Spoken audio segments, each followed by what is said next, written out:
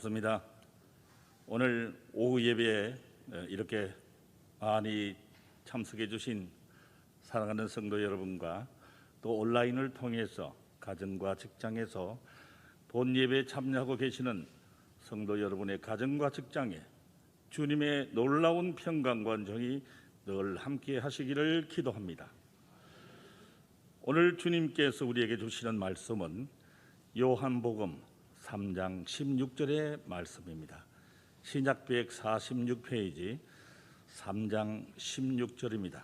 한 절이기 때문에 우리 모두 한 목소리로 합독하시겠습니다. 아들을 믿는 시작. 아들을 믿는 자에게는 영생이 있고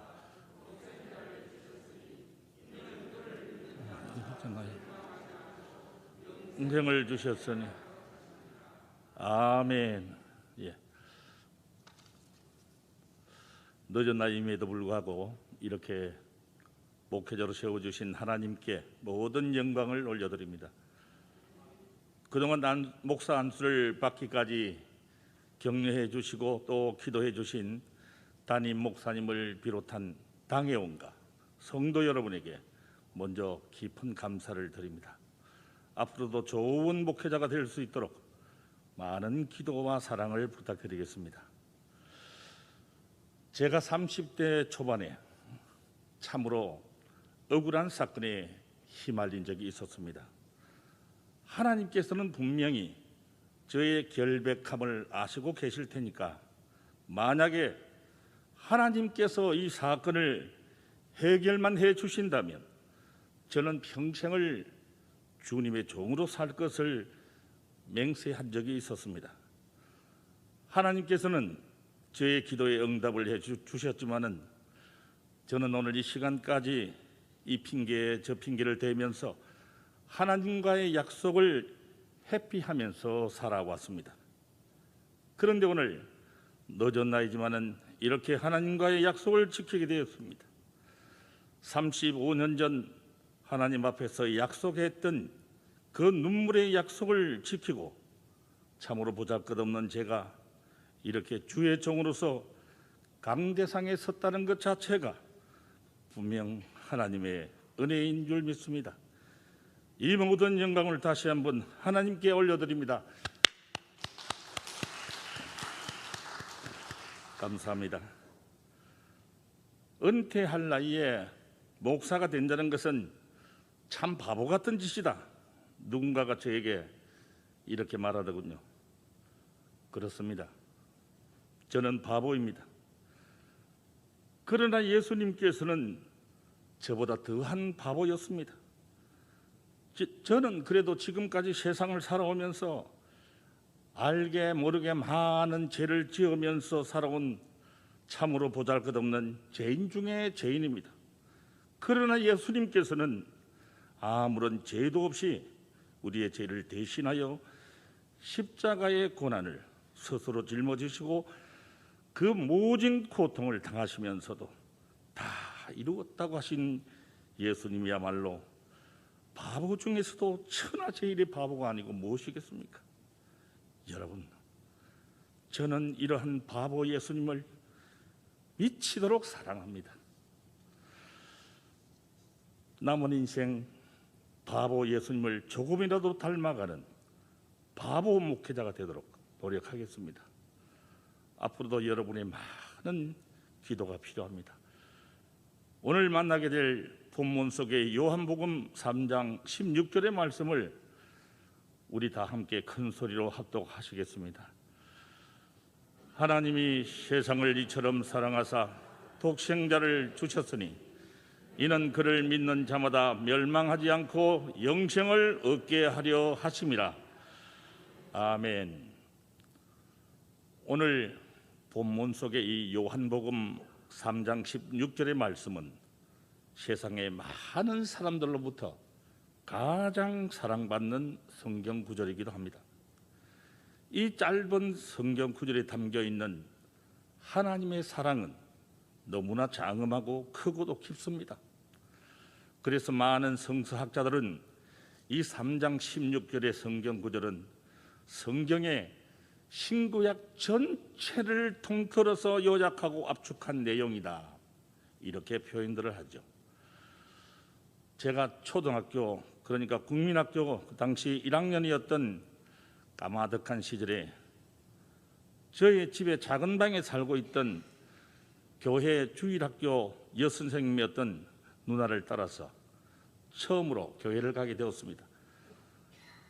그날 그 교회 여자 전도사님께서 요한복음 3장 16절의 말씀을 들려주시면서 이걸 외우는 사람에게는 그 당시 오다마라고 하는 큰 왕사탕을 주신다는 것이었습니다.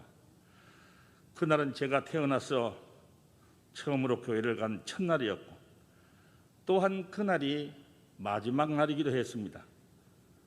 왜냐하면 우리 가문에는 예수쟁이가 한 명도 없는 집안인데 교회를 갔다고 어머니에게 그날 혼쭐이 났거든요.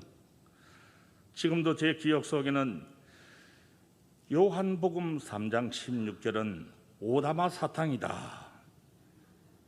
이러한 등식으로 제 머릿속에 오랫동안 기억이 되어 있습니다.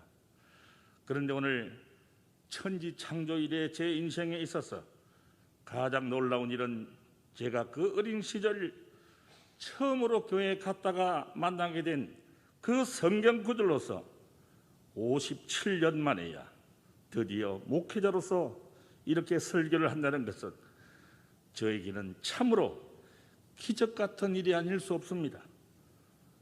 오늘 본문 속에 예수님께서는 남의 눈에 띌까 봐 밤에 몰래 찾아온 니고데모에게 사람이 다시 태어난다는 것이 얼마나 중요한지에 대하여 두 번씩이나 강조하고 있습니다. 맨 처음에는 요한복음 3장 3절에서 누구든지 다시 태어나지 않으면 하나님 나라를 다시 볼 수 없다라고 말씀하십니다. 그리고 두 번째는 5절에서 누구든지 물과 성령으로 태어나지 않으면 하나님 나라에 들어갈 수 없다라고 말씀하시죠. 그렇다면 여기에서 우리 인간이 진정한 다시 태어남은 어떤 것일까요? 그것은 말씀으로 다시 태어나는 것입니다. 히브리서 4장 12절의 말씀입니다. 하나님의 말씀은 살아있고 활력이 있어 좌우에 날선 어떤 검보다도 예리하여 혼과 영과 및 간절과 골수를 찔러 쪼개기까지 하며 또 마음의 생각과 뜻을 판단하나니. 아멘. 우리가 성경을 읽거나 아니면 설교를 들을 때 아무런 감동이나 감화 없이 그냥 도덕적인 교훈으로만 들린다면 그것은 하나님의 말씀이라 할 수 없습니다. 아무런 양심의 찔림도 없이 그저 내 인격 수양에 좋은 가르침 정도로만 생각을 한다면 그것은 그냥 옛 성인의 말씀 정도로밖에 볼 수가 없을 것입니다. 그러나 하나님 말씀이 양날선 칼날이 되어서 내 양심 깊숙이 파고들면서 나를 흔들어 깨우고 또한 그것이 내 삶 속에 탐스런 열매로 꽃을 피우게 된다면 그것이야말로 내가 다시 태어나는 것입니다. 예언자 예레미야는 하나님 말씀이 방망이가 된다고 했습니다. 하나님 말씀이 방망이를 내리치듯이 우리의 영혼을 내리치는 것입니다. 또한 하나님 말씀은 나의 내면을 들여다보는 거울입니다. 그리고 하나님 말씀은 나의 갈 길을 밝히는 등불이고 이 세상의 어둠을 밝히는 빛이기도 합니다. 또한 하나님 말씀은 썩지 않는 씨앗입니다. 하나님 말씀이 우리 안에 들어오게 되면 새로운 생명이 움트고 탄생하게 됩니다. 바로 이것이 다시 태어남의 진정한 뜻이기도 합니다. 여러분께서 만약에 내가 다시 태어났다면 반드시 두 가지 사실, 즉 말씀과 성령으로 다시 태어난 것인지 확인을 해야 합니다. 성령님은 연약하기 거지없는 우리를 완성시켜 주십니다. 부족하고 미숙한 나를 하나님의 말씀과 성령으로 우리의 믿음을 성숙시켜 주십니다. 그러나 내가 예수님을 믿은 지 10년, 아니 20년의 세월이 흘러도 내 인생에 아무런 변화가 나타나지 않는다면 그것은 내가 다시 태어나지 못해서 아무런 생명이 없는 것임을 깨달아야 합니다. 예수님의 생명이 정말 내 안에 들어오면 주님께서는 나의 사고방식과 생활양식을 송두리째 바꾸어 주십니다. 그러함에도 예수님을 믿고 오랜 세월이 흘러도 한치의 변함이 없다면 다시 태어남이 없다는 것입니다. 다만 다시 태어난 척 위장을 하고 가식적인 신앙생활을 할 뿐입니다. 다시 태어남은 바로 하나님 말씀이 믿어지고 깨달아지는 것입니다. 그러므로 세상 사람들 누구나가 예수 그리스도를 구세주로 믿고 마음속에 영접해 드릴 때 요한복음 3장 16절에 이 말씀의 기적을 체험하게 되실 줄 믿습니다.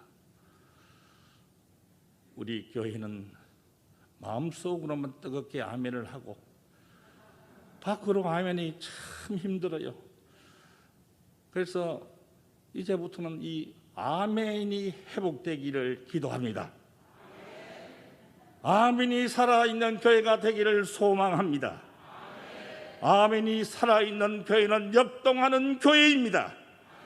아멘이 살아있는 교회는 부흥되는 교회입니다. 할렐루야. 제가 좀 흥분을 했습니다.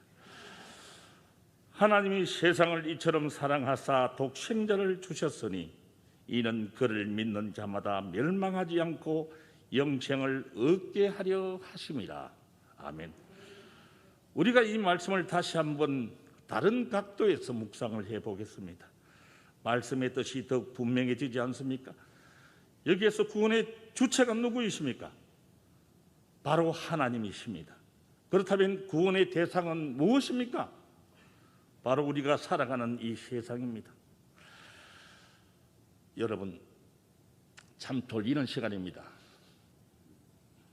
어떤 교회의 목사님이 열심히 설교 말씀을 전하고 있는데 젊은 친구가 청년이 졸고 있는 겁니다. 그래서 목사님이 눈치를 가끔 이래 줬는데도 불구하고 계속 자는 거예요.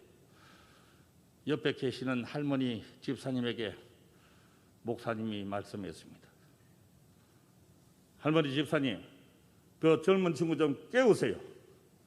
이렇게 이야기를 했죠. 그러니까 그 할머니 권사님이 아마 충청도 할머니였나 봅니다. 재우기는 지가 재워놓고 날 보고 왜 깨우라고 야단이야. 주무시면 이 잠이 오면 주무십시오. 괜찮습니다. 단 코만 골지 말고 주무십시오. 주무시는 것은 본인의 잘못이 아니라 설교를 하는 제 탓이기 때문입니다. 성도 여러분, 요한복음의 3장 16절에 커다란 이 질문 앞에 저는 오늘 몇 가지의 답을 성경 속에서 찾아보았습니다. 그 첫 번째 해답은 데살로니가 5장 속에서 찾았는데요. 여기에서 사도 바울은 범사에 감사하라 이렇게 가르치고 있습니다. 우리는 대체적으로 사업이 잘 되거나 또 자녀가 잘 되거나 기쁜 일이 있어야만이 감사함을 느낍니다. 그러나 우리는 감사란 말은 언제든지 어디서든지 그리고 무슨 상황이든지 감사하라는 말입니다. 여러분, 바울이 어떤 사람입니까? 바울은 그 바울의 지난날을 돌이켜보면은 그는 스데반을 비롯한 많은 기독교인들을 죽인 살인자요 또한 포악자였습니다. 복음 전파를 방해한 해방꾼이었습니다. 그러한 그를 하나님의 일꾼으로 사용하셨으니 어찌 감사하지 않을 수 있겠습니까? 믿음으로 감사하는 것이 신앙인입니다. 하나님께서는 범사에 감사하는 사람을 사용하셔서 일하시게 하시는 줄 믿습니다. 그래도 아멘이 약합니다. 믿음은 감사하는 것입니다. 믿음으로 감사하기 시작하면 감사하는 환경으로 바꾸어 주십니다. 그분이 바로 우리에게 영생을 선물로 주시는 하나님 아버지이십니다. 성도 여러분, 감사의 분량이 신앙의 분량인 줄 믿습니다. 감사할 줄 아는 사람의 기도는 하나도 땅에 떨어지지 않고 열매 맺게 됩니다. 감사하는 삶이 바로 하나님의 뜻이기 때문입니다. 비록 감사하지 못할 삶의 환경 속에 내가 살아간다 할지라도 믿음으로 감사하고 입술로 감사하기 시작하면 우리의 하나님 아버지께서는 내 인생을 온통 감사한 인생으로 바꾸어 주실 줄 믿습니다. 사도 바울 역시 이것이 바로 그리스도 예수 안에서 너를 향하신 하나님의 뜻이라고 말씀하셨습니다. 요한복음 3장 16절에 대한 두 번째 말씀의 기적은 사랑입니다. 하나님께서 세상을 이처럼 사랑하셔서 이처럼 하나님께서 우리를 구원하신 동기는 바로 우리를 향하신 사랑 때문입니다. 여기에서 이처럼이라고 하는 말은 이러한 방법으로 라는 뜻입니다. 어떤 방법입니까? 아들을 십자가에서 죽게 하는 방법입니다. 인간을 구원하시는 방법은 하나님이 너무나 사랑하시는 독생자 예수 그리스도를 이 땅에 보내는 것이었습니다.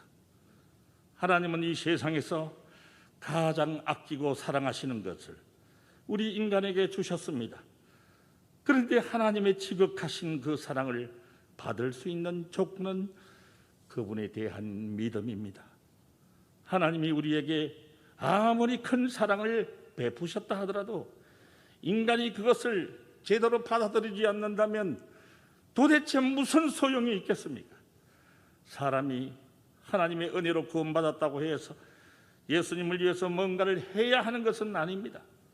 이미 예수님께서 구원의 대가를 완전하게 치르셨기 때문에 인간이 할 수 있는 일은 아무것도 없습니다. 다만 한 가지 할 일이 있다면 그것은 바로 이웃을 사랑하는 일입니다. 내 이웃을 내 몸같이 사랑하는 것, 이것이 우리가 감당해야 할 구원받은 사람의 삶이요 우리 인간의 몫이기 때문입니다. 성도 여러분, 이 316의 세 번째 기적은 믿음입니다. 믿는다는 것은 예수님이 하나님이라는 것을 지적으로 동의하는 것입니다. 예수님만이 우리를 구원하실 수 있다는 신뢰와 확신을 의미합니다. 예수님을 우리의 현재 계획과 영원한 운명을 주관하는 자리에 두는 것입니다. 그분의 말씀을 믿을 수 있는 것으로 신뢰한다는 것입니다. 예수님을 믿은 지 비록 짧은 시간일지라도 내 심령 깊숙한 곳에 그분과 내가 한 몸이라는 사실을 인정하는 굳건한 믿음이 자리하고 있다면 영생의 약속은 내 것이 되는 것입니다. 또한 내가 다시 태어날 수 있다는 희망의 새싹이 자라고 있다는 증거입니다. 그러한 믿음의 싹이 가슴 속에 움트는 저와 여러분 되시기를 주님의 이름으로 축원드립니다. 요한복음 316에 대한 마지막 기적의 해답은 순종하는 삶입니다. 하나님께서 순종하는 것은 예수님의 강력한 요구입니다. 사무엘상 15장 22절을 보시면 사무엘이 이르되 여호와께서 번제와 다른 제사를 그의 목소리를 청종하는 것을 좋아하신 같이 좋아하시겠나이까? 순종이 제사보다 낫고 듣는 것이 순양의 기름보다 나으니라고 말씀하고 계십니다. 고린도후서 10장 4절과 5절의 말씀을 보시면 우리는 싸우는 무기는 육신에 속한 것이 아니요 오직 어떤 견고한 전진도 무너뜨리는 하나님의 능력이라.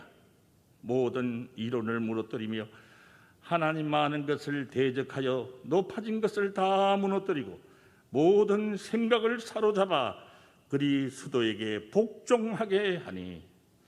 아멘. 하나님 편에서 인간을 구원하시는 방법은 독생자 예수 그리스도를 이 땅에 보내어 십자가에서 희생 제물로 삼으신 것입니다. 온갖 고난을 당하시면서도 예수님은 오직 순종하는 마음으로 십자가의 사역을 완성시켰습니다.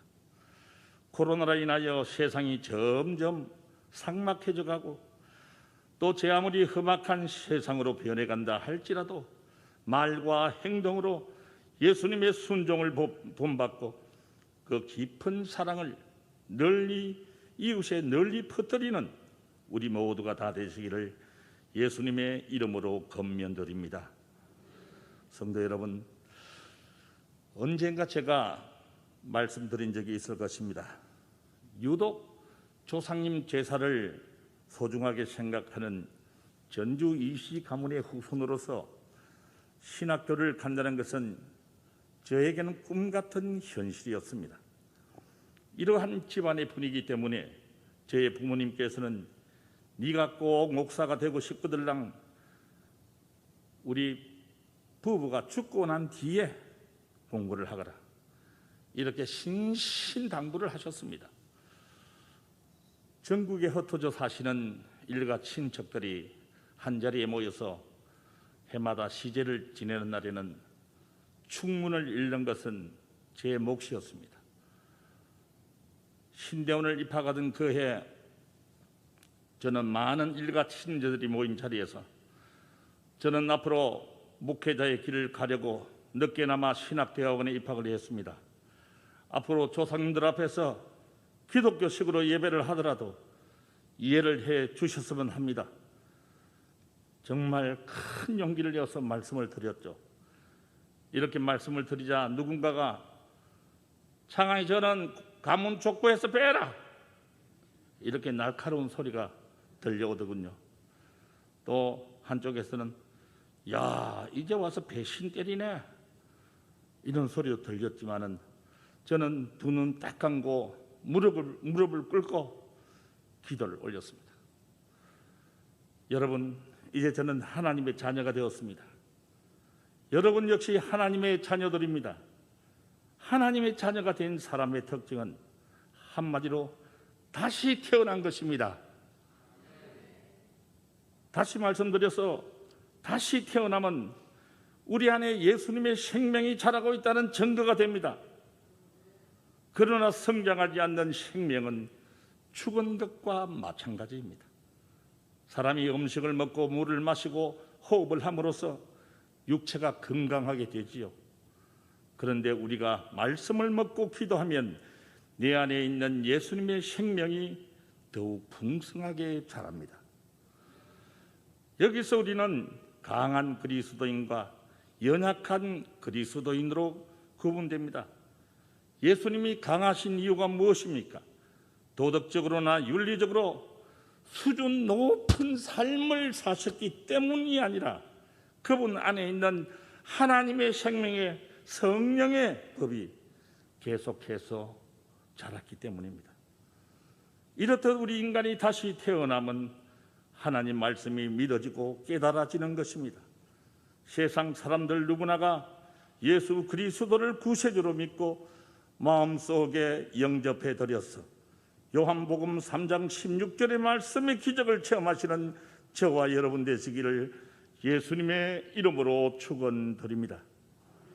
성도 여러분, 여기에서 다시 한번 요한복음 3장 16절의 말씀을 보시겠습니다.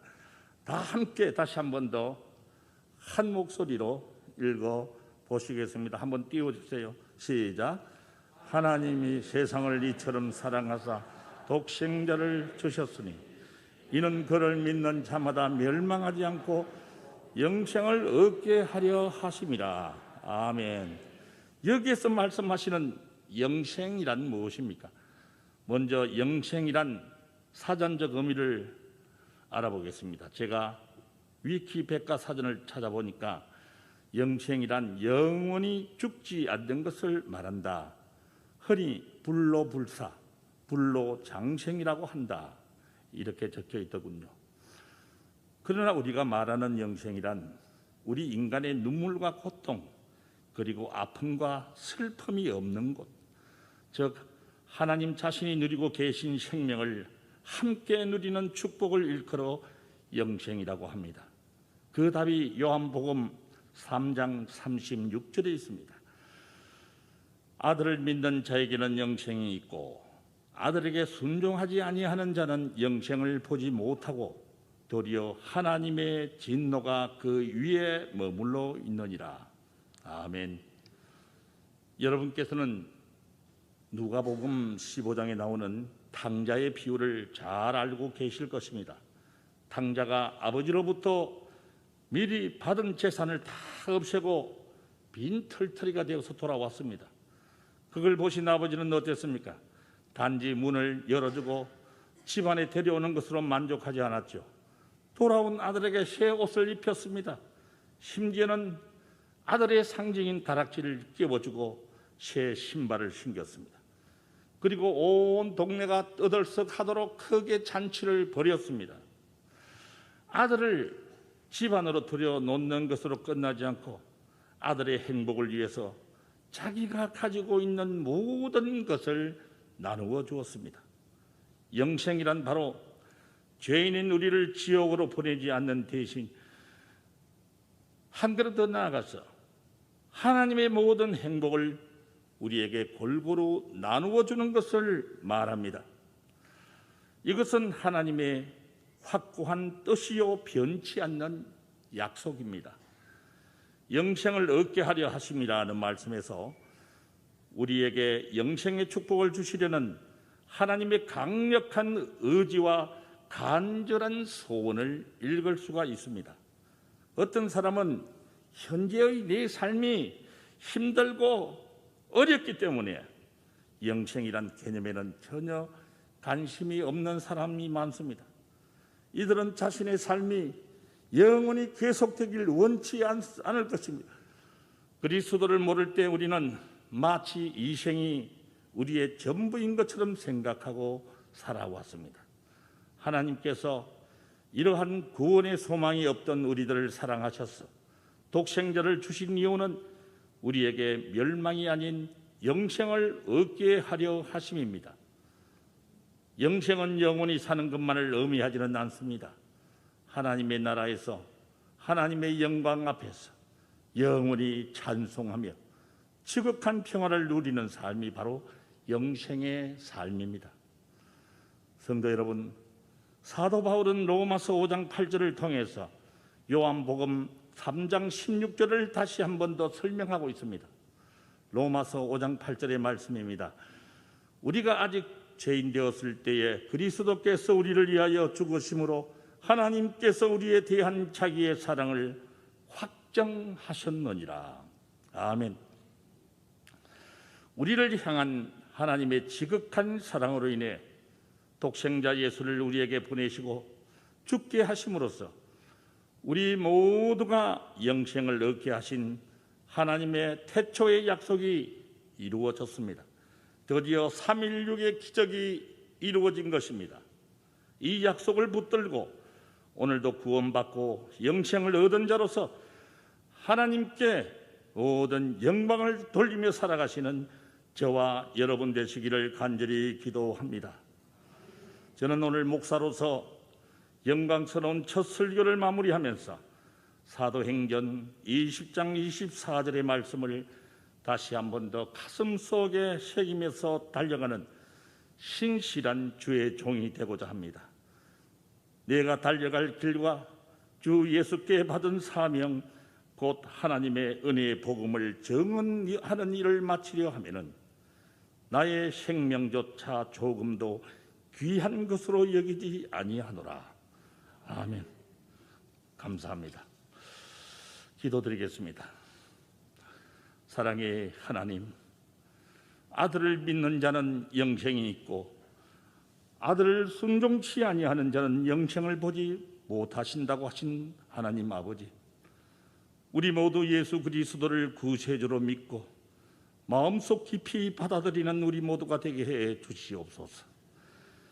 그리하여 우리 모두의 마음속 깊이 예수 그리스도를 영접해 드릴 때 말씀의 기적을 체험하시는 우리 모두가 되게 해 주시옵소서.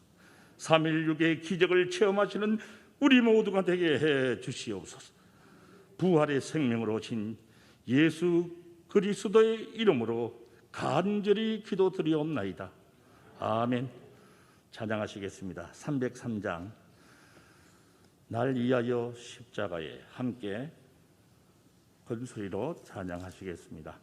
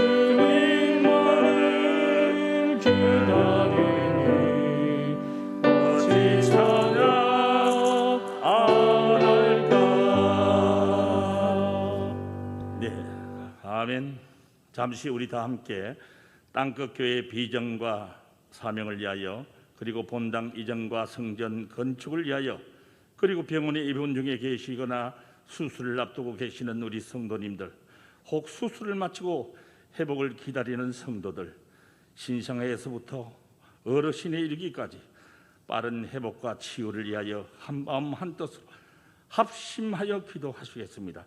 다 함께 주여 세 번 외치신 후에 한 목소리로 크게 기도하시겠습니다. 주여, 주여, 주여. 에벤 에셀의 하나님 아버지, 나는 부활이요 생명이니 나를 믿는 자는 죽어도 살겠고 무릇 살아서 나를 믿는 자는 영원히 죽지 아니하리니 이것을 내가 믿느냐고 물으신 주님, 지금 이 시간 주님 앞에 엎드려 간절히 기도드립니다. 지난 70년의 기나긴 세월 동안 이곳 이 영도 땅의 땅끝 교회를 세우시고 사랑과 은혜로 지금까지 지키고 보호해 주심에 감사를 드립니다.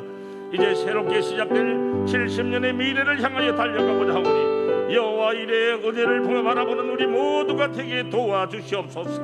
함께하여 주시옵소서. 주여, 우리 땅끝 교회를 부산의 영적 중심, 영적 창고 교회가 되게 하옵소서. 하나님을 영화롭게, 사람을 행복하게, 부산을 아름답게 만드는 진정 하나님께서 기뻐하시는 성령 충만한 교회가 되게 해 주시옵소서. 은혜로 70년, 은혜의 은혜로 70년, 교회를 새롭게 세상을 이롭게라는 표처럼 오직 하나님의 은혜로 오직 십자가 바라보며 나아가는 교회 되게 하옵소서. 하나님 아버지, 본교회 당면과제인 교회 본당 건축과 이전 문제가 하나님의 뜻 가운데 순조롭게 순풍에 돋단듯이 진행되게 하옵소서.